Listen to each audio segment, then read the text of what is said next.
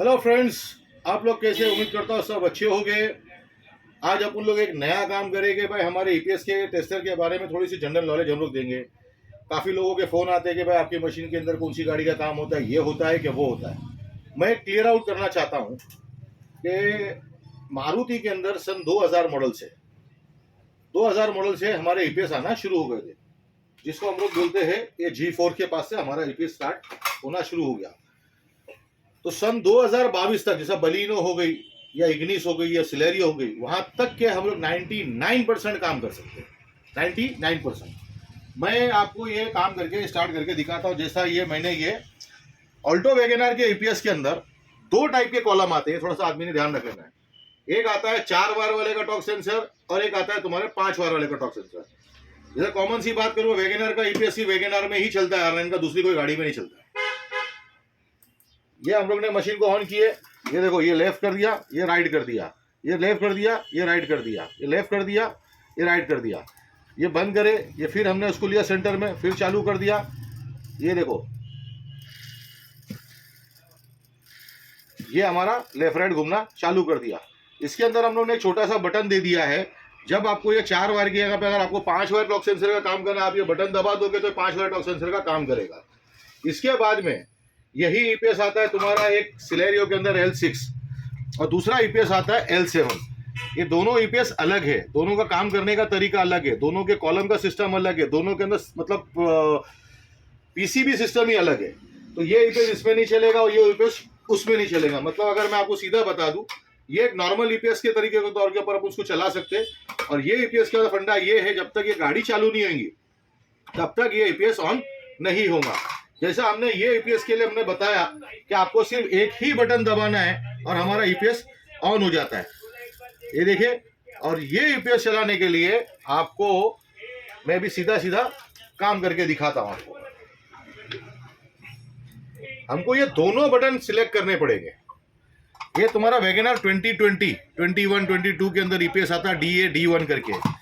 ये हुंडई के अंदर हमारा आ गया। हुंडई के बाद में हमने इसको सिलेक्ट किया मारुति के बाद में जब इसको हम लोग एंटर करेंगे, ये ईपीएस हमारा इधर ऑन हो जाता है। ये देखिए,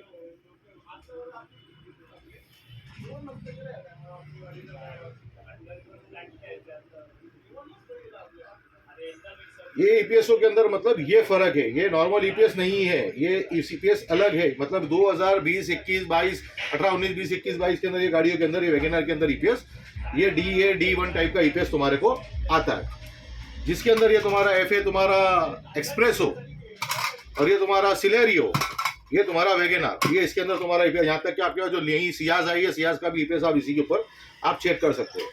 अपन इसके बाद में जो काम करने वाले हैं, जैसे ये हमारे पास में शिफ्ट का ईपीएस है, जिसको हम लोग बोलते हैं भाई N2 NE वाईफाई। ये वाला जो ईपीएस है मारुति के अंदर आता है, कि जिसको हम लोग ने सिर्फ सिंगल बटन दबाना है। मेरी बात को थोड़ा ध्यान में रख लेना भाई। ये तुम्हारा ईपीएस सिंगल बटन पे ही तुम्हारा ऑन हो जाएगा। ये तुम्हारा लेफ्ट जाएगा, ये तुम्हारा राइट जाएगा। देख लो,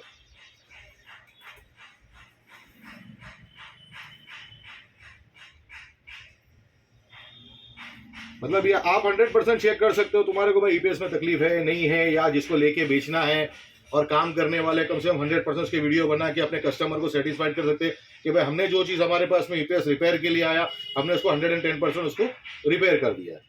इसके बाद में जो तुम्हारा ईपीएस का मशीन आता है तुम्हारे को, ये तुम्हारा ईपीएस आ गया शिफ्ट P2 LP।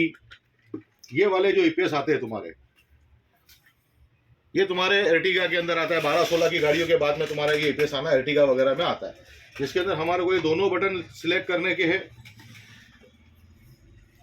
और इसके बाद में हमको इसके मारुति में जाना है। मारुति में जाके हम लोग एंटर करेंगे, ये दोनों बल्ब हमारे जलना शुरू हो जाते हैं, जिससे हमको मालूम पड़ता है हमारा यूनिट ने काम करना शुरू कर दिया है। और ये देखिए, ये तुम्हारा गया लेफ्ट में और देखो ये राइट में गया। 110% हम लोग टेबल के ऊपर काम कर सकते हैं, विद कॉन्फिडेंस के साथ में काम कर सकते हैं। बोलेंगे आप बोलोगे भाई तो 12-16 की गाड़ी तक आपने बता दिया, कुछ वैगनआर के आपने 20-21 की गाड़ियों के बारे में बता दिया। अभी एक तुम्हारे को जो दूसरा ईपीएस आता है, जो मैं आपको काम करके दिखाता हूँ। ये मैं मशीन बंद करता हूँ। अभी मैं आपको बलिनो का ईपीएस जो हमारा आता है, बलिनो का ईपीएस मैं आपको दिखाता हूँ कि जिसके ऊपर अपन काम किस तरह करेंगे।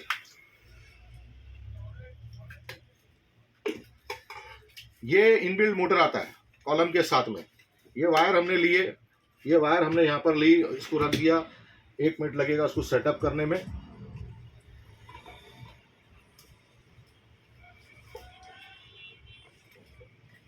ये हमने लगा दिए। ये कॉलम मोटर विद ईपीएस आती है। इसको ये हुंडई में से हम लोगों को मारुति में जाना पड़ेगा। मारुति में जाने के बाद में जब हम लोग उसको सिलेक्ट करते हैं, ये दोनों बल्ब हमारे जलना शुरू हो गए।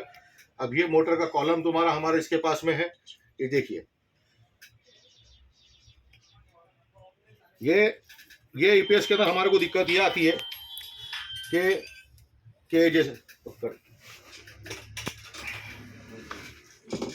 कि ये कॉलम के अंदर हमको प्रॉब्लम ये आती है कि जैसे भाई ये अटक अटक के चलता है या हार्ड हो जाता है, तो हमको इसको इस तरह से पकड़ से कर लिया, या हमने हमारा कोई छोटा स्टीयरिंग अगर बना के लगा दिया, तो ये देखिए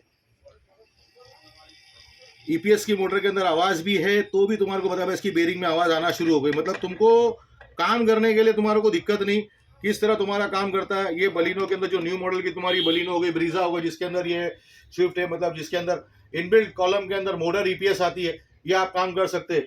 जिस तरह मैंने आपको बता दिया भाई, G4 के ईपीएस से लेके EC का ईपीएस हो गया, R9 का ईपीएस हो गया, L6 का हो गया, A1 का हो गया, मतलब ये अल्टो वैगनआर के जो ईपीएस हम लोग बोलते हैं ना, लगभग भाई आज की तारीख में लोगों के पास नंबर ही नहीं मालूम है कि भाई कितनी गाड़ी का काम होगा। इसमें 99% तुम्हारा गाड़ियों का, हर गाड़ी का काम हो जाएगा, विद कॉन्फिडेंस के साथ में काम होगा। वो ईपीएस का तुम्हारे को 110 मतलब लगभग मेरे अंदाजे से अगर आप पकड़ो तो यही टाइप के ईपीएस कम से कम 30 से 35 टाइप के ईपीएस है मारुति के अंदर ही। तो अभी न्यू मॉडल के GK, RK, NK ये सब और भी सीरीजें बहुत आ गई है। ये आते 5 साल के बाद में काम आएगा हाथ में, या कल से आएगा काम की कोई मतलब गारंटी नहीं। ग्राहक कभी भी आ सकता है, काम का कोई भरोसा नहीं है।